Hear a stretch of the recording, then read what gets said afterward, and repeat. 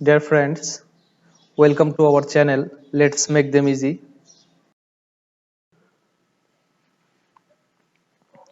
আলোচনা করছি উইলিয়াম শেক্সপিয়ারের বিখ্যাত একটি ট্র্যাজেডি কমেডি টেম্পেস্ট নিয়ে। এটা উইলিয়াম শেক্সপিয়ারের সোয়ান সং অর্থাৎ সর্বশেষ সাহিত্যকর্ম। এখানে আমরা দেখতে পাবো, এই প্লেতে আমরা দেখতে পাবো যে কিছু মানুষ অন্যায় করবে এবং সেই অন্যায়ের গুরুতর শাস্তি না দিয়ে সামান্য শাস্তি বা লঘুদণ্ড দিয়েই তাদেরকে ক্ষমা করা হবে। অর্থাৎ এই নাটকে উইলিয়াম শেক্সপিয়ার ক্ষমার দৃষ্টান্ত স্থাপন করেছে। Written Tempest was written in 1611 and first staged in 1613 on the occasion of the marriage of Princess Elizabeth, the daughter of James I. এখানে বলা হচ্ছে যে টেম্পেস্ট নাটকটা প্রথম লেখা হয়েছিল 1611 সালে এবং প্রথম মঞ্চায়িত হয়েছিল 1613 সালে। On the occasion of marriage of the princess Elizabeth, অর্থাৎ রানী এলিজাবেথের বিয়েকে কেন্দ্র করে বা বিয়ের অনুষ্ঠানে এটা মঞ্চায়িত হয়েছিল। The daughter of James one, এবং এই প্রিন্সেসটা ছিল জেমস ওয়ানের মেয়ে। With a Prince of German, অর্থাৎ জার্মান একজন যুবকের সঙ্গে, প্রিন্সের সঙ্গে তার বিয়ে হয়েছিল এবং এই বিয়েকে কেন্দ্র করে এটা 1613 সালে মঞ্চায়িত হয়েছিল। প্রবাবলি প্রিন্টেড ইন 1623, অর্থাৎ সম্ভবত এটা মুদ্রিত হয় 1623 সালে। Category tragedy comedy, swan song সর্বশেষ সাহিত্যকর্ম। Romantic drama in classical form, যেটা রোমান্টিক ড্রামাও হতে পারে ক্লাসিক্যাল ফর্মে। এখানে সোর্সগুলো অনেক গুরুত্বপূর্ণ বা সেটিংস, ভালো মার্কসের জন্য এগুলো খুবই দরকার। The story of Tempest has been taken from an old German play the Fair Sidea, অর্থাৎ এই টেম্পেস্ট নাটকের মূল গল্পটা নেওয়া হয়েছে প্রাচীন একটা জার্মান প্লে ফেয়ার সিডিয়া থেকে। দো the শিপরেক of the seven venture in 1609, যদিও 1609 সালে একটা শিপ ভেঞ্চার হয়েছিল, মানে শিপরেক নৌকাডুবি হয়েছিল সেভেন ভেঞ্চারে। Bermuda a passage from Arthur Golding's Ovid, বারমুডাতে এটা আর্থার গোল্ডিং ওভিডসের একটা ভ্রমণের সময়। And John Florio's Montaigne contribute details to the play, মানে এইগুলো এই নাটকের বিষয়বস্তুর ক্ষেত্রে গুরুত্বপূর্ণ ভূমিকা পালন করেছিল। Setting unknown and uninhabited island, অপরিচিত এবং জনবসতিহীন একটা দ্বীপ। Although several critics said Bermudas or a small island, যদিও বেশ কিছু সমালোচকরা বলেছেন এটা বারমুডা অথবা একটা স্মল আইল্যান্ডে, between Malta and the coast of Africa, এটা মাল্টা এবং কোস্ট অফ আফ্রিকা বা আফ্রিকান উপকূলের মাঝামাঝি একটা ছোট্ট দ্বীপ। ক্যারেক্টার লিস্ট, আমরা ক্যারেক্টার লিস্ট নিয়ে আলোচনা করছি। প্রথমে প্রসপেরো, যে central character, exiled Duke of Milan, অর্থাৎ মিলানের সে একজন নির্বাসিত রাজা, একসময় সে মিলানের রাজা ছিল। মিরান্ডা, ডটার অফ প্রসপেরো, অর্থাৎ এই প্রসপেরোর মেয়ে হচ্ছে Miranda. Antonio, present Duke of Milan, এই অ্যান্টোনিও হচ্ছে মিলানের বর্তমান রাজা এবং সে প্রসপেরোর ভাই। তাকে কিছু সময়ের জন্য রাজ্য শাসনের ভার দিয়েছিল প্রসপেরো এই অ্যান্টোনিওকে, কিন্তু সেই ষড়যন্ত্র করে তার ভাইটাকে নির্বাসনে দেয় প্রসপেরোকে। আলোনসো, কিং অফ নেপলস, নেপলসের রাজা হচ্ছে অ্যালোনসো। সেবাস্টিয়ান, হিজ ব্রাদার, অর্থাৎ তার ভাই, অ্যালোনসোর ভাই। ফার্দিন্যান্ড, হিজ সন, অর্থাৎ অ্যালোনসোর ছেলে। ক্লারিবেল, তার মেয়ে। অর্থাৎ এই নাটকে আমরা যে ঝড় দেখতে পাবো, এই ক্লারিবেলের সাথে আফ্রিকান একজন প্রিন্সের বিয়ে হয় এবং সেখানে যাওয়ার পথে এই ঝড়টা ওঠে। Gonzalo, old councillor of Milan, মিলানের একজন বিজ্ঞ কাউন্সিলর সে। Ariel, servant. ক্যালিভেন, সেও সার্ভেন্ট। এই অ্যারিয়েল এবং ক্যালিভেন এরা কোনো মানুষ না, এরা অশরীরী জাদুর মানে সহায়ক, জাদুতে সাহায্য করে এরকম সার্ভেন্ট তারা। সাইকোরাস, একটা ডাইনি, একটা মাইনর ক্যারেক্টার, অল্প সময়ের জন্য তাকে আমরা দেখতে পাবো এই নাটকে। নাটকটা শুরু হয় সাগরে একটি নৌকাডুবির মাধ্যমে বা শিপ রেক যেটা। আর আগেই বলে নিচ্ছি যে নৌকাডুবিটা হচ্ছে বা জাহাজটা ডুবে যাচ্ছে, এটা কোনো ন্যাচারাল স্টর্ম ছিল না, এটা জাদুর মাধ্যমে, ম্যাজিক শক্তির মাধ্যমে, ম্যাজিক্যাল পাওয়ারের মাধ্যমে ঝড়টা তোলা হয়েছে। কিন্তু এই ব্যক্তিগুলো বুঝতে পারছে না, তবুও তারা প্রাণপণ চেষ্টা করছে এই জাহাজটাকে রক্ষা করার জন্য। বোটসওয়াইন বা সারেং নাবিকরা জাহাজটাকে বাঁচানোর জন্য উপরের পালটা তুলে দিল, উপরের মাস্তুলটাকে একটু নিচু করে দিল এবং এরপরে কি করলো, প্রধান পালটা উড়িয়ে দিল, সেই সাথে সামনের পালটা নিচু করে দিল এখানে এইরকম কাজের মধ্য দিয়ে বোঝানো হচ্ছে এই সারেং এবং নাবিকেরা এই জাহাজটাকে বাঁচানোর জন্য প্রাণপণ চেষ্টা করছে, কিন্তু তারা জাহাজটাকে বাঁচাতে পারবে না। দেখা যাচ্ছে যে আগুনের গোলা পড়ছে চারদিক থেকে, ধূমকেতু ঝরে পড়ছে, তারা আতঙ্কিত হচ্ছে, অর্থাৎ জাদুর মাধ্যমে তাদেরকে ভীত করা হচ্ছে, ভয় দেখানো হচ্ছে। জাহাজ ডুবে যায় এবং যাত্রীদেরকে দলে দলে ভাগ করে আইল্যান্ডে নিয়ে আসা হয় জাদুর মাধ্যমে। এটা কে করে? এরিয়েল করে। এরিয়েল একজন সার্ভেন্ট ছিল প্রসপ্যারোর। প্রসপ্যারো জাদুবিদ্যা করত, স্টাডি করত, এবং সেই জাদুর মাধ্যমে এই ঝড়টা তুলেছে। এরিয়েল যাত্রীদের খন্ড খন্ড করে তীরে নিয়ে এসেছে, অর্থাৎ এখানেও একটা ভয় দেখানোর চেষ্টা করছে, যেন একদল লোক অন্য দল মানুষকে দেখতে না পায়, অন্য দল লোককে দেখতে না পায়, এবং তারা যেন ভাবে যে তারা কয়জনে বেঁচে আছে, এবং ভিন্ন দলের মানুষরাও যেন মনে করে বেশ তারা কয়েকজনে বেঁচে আছে, এছাড়া আর কেউ বেঁচে নাই। অর্থাৎ এই নাটকে আমরা দেখতে পাবো, যে কথা আগেই বলেছি, যে লঘুদ্বন্দ্বের মাধ্যমে মানুষকে ক্ষমা করে দেওয়ার প্রবণতা।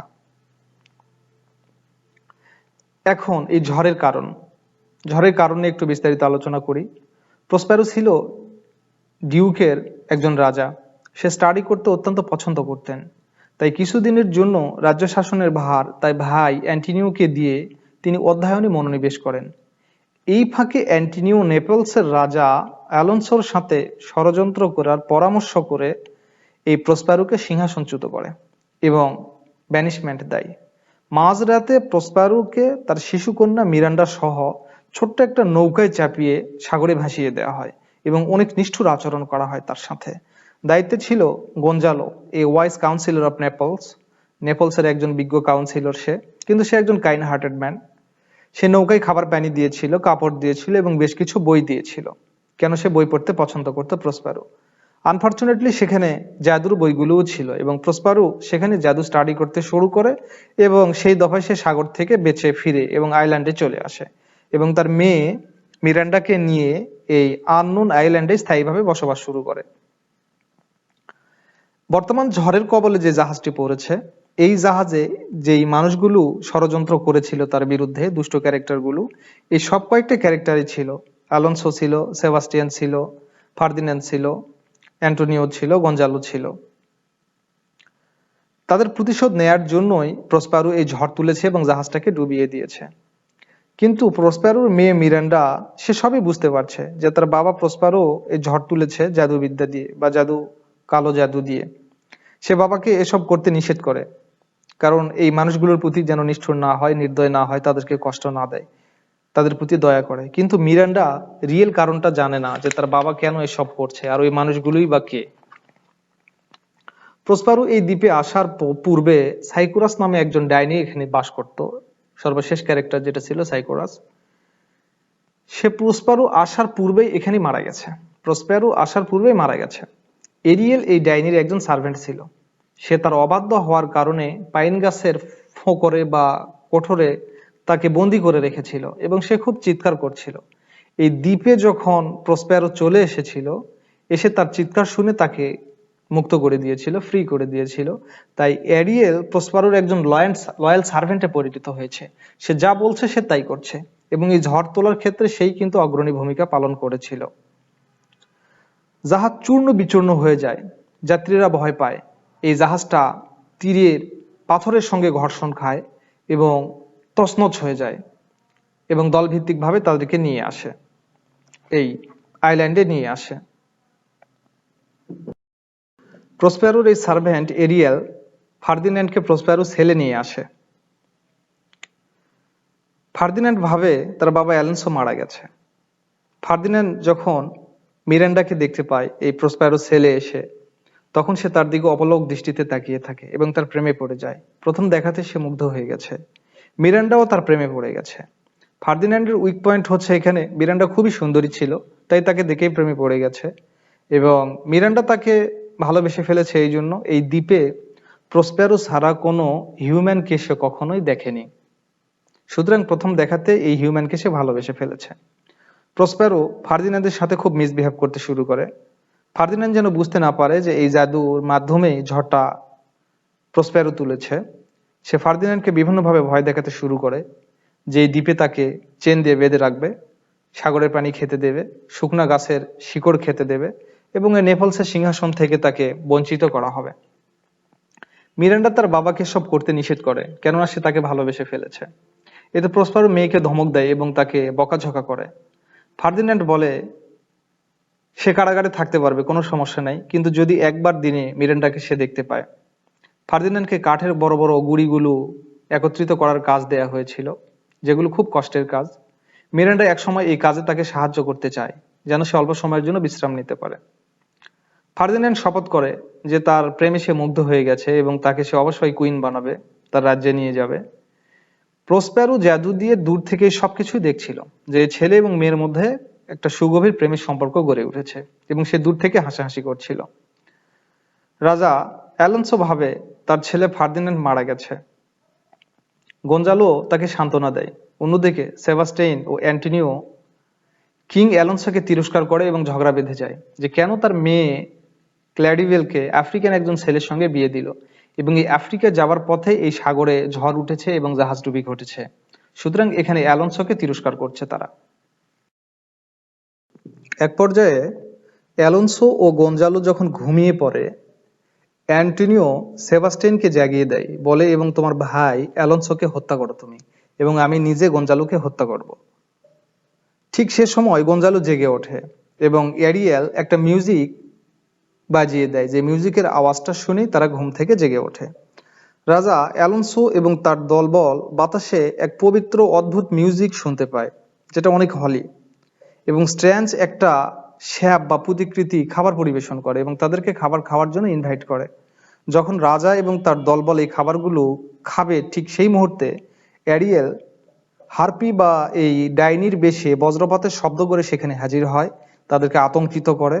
যখন টেবিলের ডানা ঝাপটাতে থাকে, তখন এই খাবারগুলো অদৃশ্য হয়ে যায়, অর্থাৎ তাদেরকে খাবার সুযোগ দিয়ে সেই খাবারটা আবার কেড়ে নিল, অর্থাৎ এখানে তাদেরকে শাস্তি দিল, তাদের ক্ষুধাটাকে আরো বাড়িয়ে দিল, তাদেরকে ইনসাল্ট করলো। এরপর এরিয়েল অ্যালোনসো তার পার্টিকে সাবধান করে দেয়। এরিয়েল এই সার্ভেন্টটা অ্যালোনসোর পার্টিকে সাবধান করে দেয় যে পূর্বে বা অতীতে তোমরা প্রসপারোর সঙ্গে যে অন্যায় করেছ, তার বিরুদ্ধে যে ষড়যন্ত্র করেছ, তার শাস্তি তোমাদের পেতে হবে।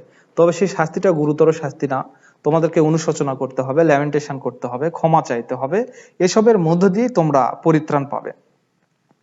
প্রসপারো ফার্দিন্যান্ডকে মুক্ত করে দেয়, কারণ তার মেয়ের প্রতি এই ফার্দিন্যান্ডের প্রেম ভালোবাসা দেখে সে মুগ্ধ হয়ে গেছে। ম্যাস্ক পরে বিয়ের অনুষ্ঠান শুরু হয়, তাদেরকে বিয়ে দেয়া হয়। ম্যাস্ক বলতে এখানে নাচ থাকবে, গীত থাকবে, রিসাইটেশন থাকবে, এরই সমন্বয় হচ্ছে ম্যাস্ক। এরিয়েল অ্যালোনসো ও তার দলের এই শোচনীয় পরিস্থিতির কথা প্রসপারোকে অভিহিত করে বা জানিয়ে দেয় যে তাদের অনেক খারাপ পরিস্থিতির মধ্যে তারা আছে, তারা খুবই ক্ষুধার্ত, তারা অনুশোচনায় ভুগছে অতীতের কাজের জন্য। তখন তাদেরকে প্রসপারো ক্ষমা করে দেয়। তার ম্যাজিক বইগুলো, ম্যাজিকের যে বুকগুলো ছিল, এগুলো সাগরে নিক্ষেপ করে দেয়, এবং ক্যালিব্যানকেও সে ক্ষমা করে না, কারণ সে তার অবাধ্য ছিল। এই একমাত্র পার্সন ক্যালিব্যানকে সে ক্ষমা করেনি, যে তার সার্ভেন্ট ছিল। বাদ বাকি অতীতে তার সঙ্গে যারা ষড়যন্ত্র করেছে, তার প্রতি অন্যায় করেছে, ব্যানিশমেন্ট দিয়েছে, তাদেরকে সবাইকে তিনি ক্ষমা করে দেন, এবং বইগুলো সাগরে নিক্ষেপ করে তিনি একজন সাধারণ মানুষে পরিণত হন। অর্থাৎ যখনগুলো এই ম্যাজিক বইগুলো তার কাছে যখন ছিল, সে তখন অসাধারণ মানুষ ছিল, একটা পাওয়ারফুল মানুষ ছিল, কিন্তু এই বইগুলো সাগরে নিক্ষেপ করে সে আবার কি হয়েছে, সাধারণ বা স্বাভাবিক মানুষে পরিণত হয়েছে। ঠিক আমরা জানি উইলিয়াম শেক্সপিয়ারের সর্বশেষ নাটকই হচ্ছে এই টেম্পেস্ট। উইলিয়াম শেক্সপিয়ার নিজেই প্রসপারো ক্যারেক্টারের মধ্য দিয়ে নিজেকে উপস্থাপন করেছেন। প্রসপারো যেভাবে সবাইকে ক্ষমা করে দিলেন, ম্যাজিক বইগুলো সাগরে নিক্ষেপ করে সাদামাটা মানুষে পরিণত হলেন, ঠিক তেমনি রাইটার উইলিয়াম শেক্সপিয়ার নাট্যশালা পরিত্যাগ করে, তার সাহিত্য কর্মগুলো বাদ দিয়ে তিনি একজন সাধারণ মানুষ হিসেবে সবাইকে ক্ষমা করে নিজের জন্মভূমি যেটা স্টার্টফোন অ্যাভনে ফিরে যান, এবং এভাবেই এই নাটকের একটা হ্যাপি এন্ডিং ঘটে। সুতরাং আমরা বলতে পারি যে এই নাটকে ছোট্ট পানিশমেন্টের মধ্য দিয়ে মানুষকে ক্ষমা করা হয়েছে এবং ক্ষমার দৃষ্টান্ত স্থাপন করা হয়েছে, এবং উইলিয়াম শেক্সপিয়ার সে নিজেই সবাইকে ক্ষমা করে দিয়ে তার নাট্যশালা ত্যাগ করেছে বা তার সাহিত্যকর্ম থেকে অবসর নিয়েছে।